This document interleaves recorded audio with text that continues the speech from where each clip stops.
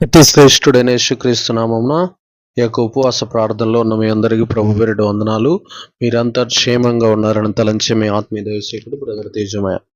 ఈరోజు మనం తెలుసుకోబోతున్న అంశం పేరు ఏంటంటే, మీ అవయవాలు ఎలా ఉండవలెను, మీ అవయవాలు ఎలాగ ఉండవలెను అనే అంశాన్ని మనం చూస్తే, బైబిల్లో మన అవయవాలను ఎలాగ మార్చుకోవాలో ఆత్మదేవుడు, పరిశుద్ధాత్మదేవుడు స్పష్టంగా మనతో మాట్లాడుతున్నాడు.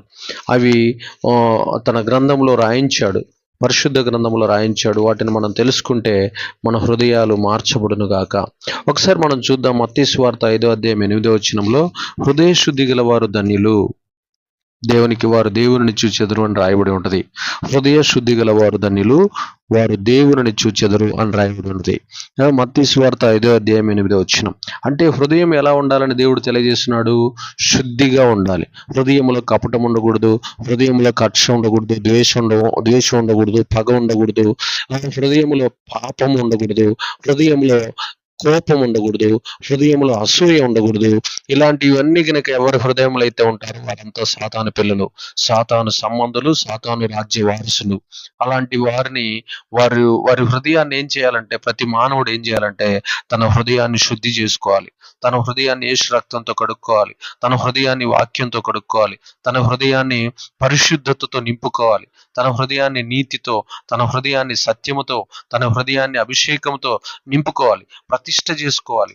ఆ యొక్క హృదయంలో యేసుప్రభు వారు వచ్చి కూర్చొనిలాగన ఆయన ఆజ్ఞలన్నిటినీ చదివి వాక్యము చేత ఆ హృదయాన్ని ప్రతిష్ఠ చేసుకొని ఉండాలి.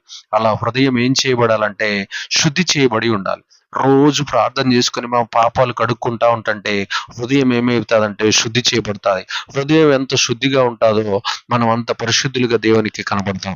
మనం పైన స్నానాలు ఎన్ని చేసినా అదంతా వ్యర్థమే. కానీ హృదయాన్ని రోజు వాక్యంతో కడుక్కోవాలి, హృదయాన్ని యేసు రక్తంతో కడుక్కోవాలి, హృదయాన్ని పరిశుద్ధాత్మ అగ్నితో కడుక్కోవాలి, హృదయాన్ని అభిషేకంతో, హృదయాన్ని కన్నీటితో కడుక్కోవాలి, హృదయాన్ని పాప క్షమాపణతో ఒప్పుకొని, పాపాలన్నీ ఒప్పుకొని శుభ్రంగా నేను విడిచిపెడతాను ప్రభు అని తీర్మానం చేసుకొని ఆ హృదయాన్ని శుద్ధి చేసుకోవాలి.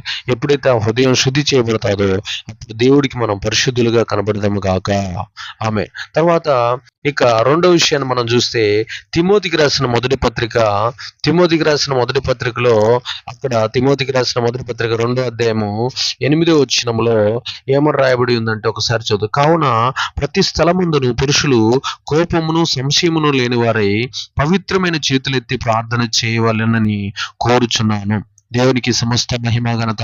చేతులు ఎలా ఉండాలంటే, మన అవయవాలు ఎలా ఉండాలంటే, మన చేతులు పవిత్రములై ఉండాలి. మన చేతులతో లంచాలు వేయకూడదు, మన చేతులతో వడ్డీ వ్యాపారాలు చేయకూడదు, మన చేతులతో వ్యభిచార పనులు చేయకూడదు, మన చేతులతో జారత్వ క్రియలు చేయకూడదు, మన చేతులతో అక్రమాలు, అన్యాయాలు, తర్వాత నరహత్యలు చేయకూడదు.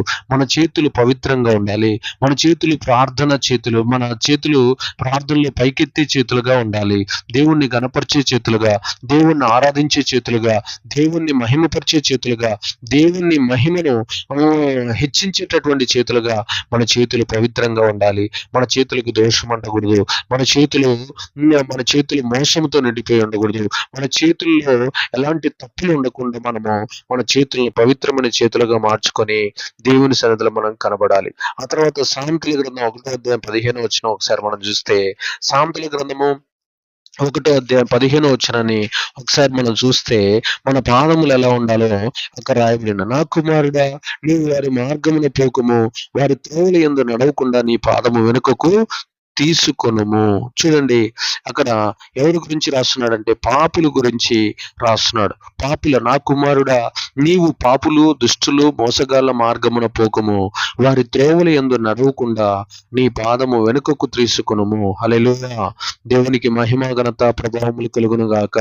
పనికి మాలిన వారితో తినకూడదు. గంజాయి బ్యాచ్ తోటి, సారాయి బ్యాచ్ తోటి, సినిమాలు చూసే బ్యాచ్ తోటి, రాజకీయాలు చేసే బ్యాచ్ తోటి, మోసాలు చేసే బ్యాచ్ తోటి, అన్యాయాలు అక్రమాలు చేసే బ్యాచ్ తోటి, ఈజీ మనీ బ్యాచ్ తోటి, స్టాక్ ఎక్స్చేంజ్ బ్యాచ్ తోటి, ఇలాగా ఎన్నో, తర్వాత దాన్ని ఏమంటారు, బెట్టింగ్లు బ్యాచ్ తోటి, పాపపు బ్యాచ్లతో తిరగకుండా, వారితో సహవాసాలు చేయకుండా వారి నుంచి మన పాదములు త్రిప్పుకోవాలి. మన పాదములు వెనకకు తిరుగులాగన, చెడు మార్గంలో నడవకుండా మన పాదాలు వెనకకు మరల్చుకోవాలని ప్రపంచ ప్రఖ్యాతి చెందిన జ్ఞాని అయిన సొలొమోను గారు మనకి బుద్ధి చూపించినట్లు మనం బైబిల్లో చూస్తున్నాం. కీర్తన గ్రంథము 119 అధ్యాయం 37 ఒకసారి మనం చూస్తే, కీర్తన గ్రంథం 119 అధ్యాయం 37 వ్యర్థమైన వాటిని చూడకుండా నా కన్నులు త్రిప్పివేయము, నీ మార్గములో నడుచుకున్నట్టుకు నన్ను బ్రతికింపుము. ఆమేన్. కీర్తన గ్రంథం 119:37 తెలియజేస్తుంది, వ్యర్థమైన వాటిని చూడకుండా నా కన్నులు త్రిప్పివేయము. చూడండి, కన్నులు ఎలా ఉండాలంటే వ్యర్థమైన వాటిని చూస్తాయి. చాలా మంది సెల్ ఫోన్ కి బానిసలైపోయారు. ఆ సెల్ ఫోన్ లో పనికిరాని వాటిని చూస్తుంటారు. పనికిరాని వాటితోటి ఆ కళ్ళను అపవిత్రపరుచుకుంటూ వాటిలో ఆ నేత్రాశలో పడి పొరలాడుతూ అట్లానే నరకానికి పాతాళానికి వెళ్ళిపోతూ ఉంటారు.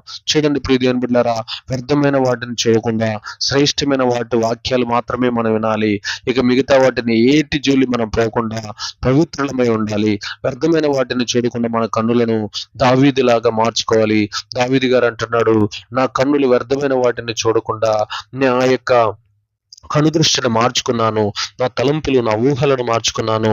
నా యొక్క కన్ను పనికిరాని వాటిని చూడకుండా పరిశుద్ధమైన వాటిని, ఆ అద్భుతమైనటువంటి దేవునికి ఉపయోగపడేటటువంటి పనుల మీద నా కనుదృష్టి పెట్టాను తప్ప పనికిరాని వాటి మీద, వ్యర్థమైన వాటి మీద నా కనుదృష్టి పెట్టలేదు.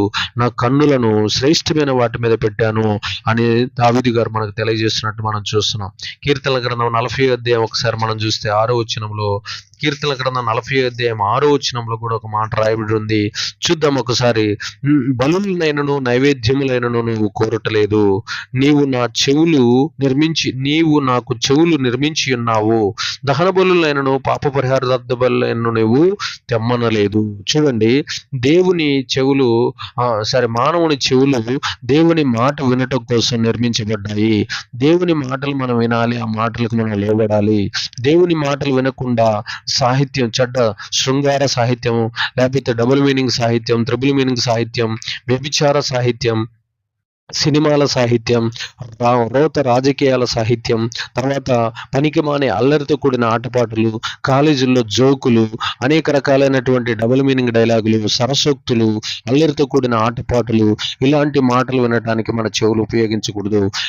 మన చెవులు దేవుని వాక్యాన్ని వినటానికి, దేవుని ఉపదేశం వినటానికి, దేవుని పాటలు వినటానికి, దేవుని అభిషేకం కలిగినటువంటి, దేవుడు మనల్ని హెచ్చించేటటువంటి, దేవుడు మనల్ని వర్ధిల్లింప చేసేటటువంటి, దేవుడు మనల్ని ఆశీర్వదించేటటువంటి మాటలు మనం విన్నప్పుడు మన చెవులు ధన్యకరంగా మార్చబడతాయి. దేవుడు మన కోసం ఏం తయారు చేశాడంటే, అక్కడ చదవండి 40 అధ్యాయం 6వ వచనం, బలులైనను నైవేద్యములైనను నీవు కోరటలేదు, నీవు నాకు చెవులు నిర్మించి ఉన్నావు. అంటే నీ చెవుల ద్వారా నా వాక్యం వినాలని నన్ను ఏమి కోరట్లేదు, కానీ ఒక చిన్న సహాయం కోరుతున్నావు. నీ చెవులు నాకు అప్పగించి నా మాటలు విని నువ్వు బ్రతుకుతావు, నువ్వు జీవిస్తావు, నువ్వు వర్ధిల్లుతావు, నువ్వు అభిషేకించబడతావు, నువ్వు హెచ్చించబడతావు అని మన చెవులను బట్టి ఆయన గొప్ప ఆలోచన కలిగి ఉన్నట్లు మనం బైబిల్లో చూస్తున్నాం. తర్వాత కీర్తన గ్రంథం 15వ అధ్యాయం ఒకసారి మనం చూస్తే, కీర్తన గ్రంథం 15వ అధ్యాయం 3వ వచనంలో, కీర్తన గ్రంథం 15వ అధ్యాయం 3వ వచనం, 15:3 ఒకసారి చూడండి. అట్టివాడు నాలుకతో లాడుడు, తన చిలికానికి కీడు చేయుడు, తన పొరుగు వాని మీద నింద మోపుడు. చూద్దాం, నోరు చెడ్డ మాటలు, కపటపు మాటలు పడకుండా, కపటపు మాటలు, చెడ్డ మాటలు, మోసపు మాటలు మాట్లాడకుండా దావీదు గారు అంటున్నాడు, అట్టివాడు నాలుకతో కొండెములాడకూడదు, తన చిలికానికి కీడు చేయడు, తన పొరుగు వాని మీద నింద మోపడు. దేవునికి మహిమ ఘనత ప్రభావం. మన నోరు ఎలా ఉండాలంటే శ్రేష్టమైన మాటలు, సత్యపు మాటలే మాట్లాడాలి. ఎవరి మీద నిందలు వేసే గాని, ఎవరిని వేధించే గాని, ఎవరిని బాధపరిచే గాని, ఎవరిని ఎదుటి వారిని కృంగదీసే గాని, అలాంటి మాటలు కనుక మన నోరు మాట్లాడితే మనం శాపగ్రస్తులుగా మారిపోతాం. మన తరతరాలు దేవుడు శపిస్తాడు. ఎదుటివాడు తప్పు చేయని నీతిమంతుడి మీద నిందిస్తే ఆ నిందకు 1000 రెట్లు భయంకరమైన శిక్ష ఎదుటి వారి మీదకి వచ్చి పడుతుంది. ఆ శాపాలను విరగొట్టుకోలేరు ఎవరు. అంత భయంకరమైనటువంటి శాపముల మీద వచ్చి పడతాయి. కాబట్టి నీతిమంతుల మీద, నిష్కలంకుల మీద, విశ్వాస వీరుల మీద, ప్రార్థనా పరుల మీద, ఆత్మీయుల మీద నిందలు వేస్తే దేవుడు ఊరుకోకుండా వాటన్నిటిని శాపాలుగా మారుస్తాడు. కాబట్టి మన నోరు చెడ్డ మాటలు పలకకుండా, కపటపు మాటలు మాట్లాడకుండా జాగ్రత్తగా ఉన్న ఎడల మన బ్రతుకులు మారిపోవును గాక, మన అవయవాలు శుద్ధి చేయబడును గాక. నిర్గమకాండం 4వ అధ్యాయం 31వ వచనం ఒకసారి మనం చూస్తే, నిర్గమకాండం 4వ అధ్యాయము 31వ వచనం ఒకసారి మనం చూస్తే, మన తల ఎలా ఉండాలో అక్కడ రాశాడు. మరియు యెహోవా ఇశ్రాయేలీయులను చూడవచ్చి తమ బాధను కనిపెట్టెను, కనిపెట్టిన మాట జనులు విని తల ఉంచుకుని నమస్కారం చేసిరి. ఆమేన్. యెహోవా యెహోవా ఇజ్రాయేలీయులను చూడవచ్చి తమ బాధను కనిపెట్టినను మాట జనులు విని తల ఉంచుకుని నమస్కారం చేసిరి. ఆమేన్. దేవుని ఎదుట మనము వినయ విధేయతలతో తలకాయ దించుకున్న వారమై ఉండాలి. దేవుని ఎదుట కాళ్ళెత్తటం, చేతులెత్తటం, తలెత్తటం మనం చేయకూడదు. ఆయనకి మనం లోబడి ఉండాలి. దేవుడు దగ్గర మన తలను దించి ఆయనకి వందనాలు చెప్పాలి, నమస్కారములు చేయాలి, ఆయనకి సాగిలపడాలి, ఆయనకి వినయ విధేయతలు చూపించాలి. దేవుని దగ్గర మనం ధూళితో సమానము, దేవుని ఎదుట మనం దేనికి పనికిరాని పెంటతో సమానము.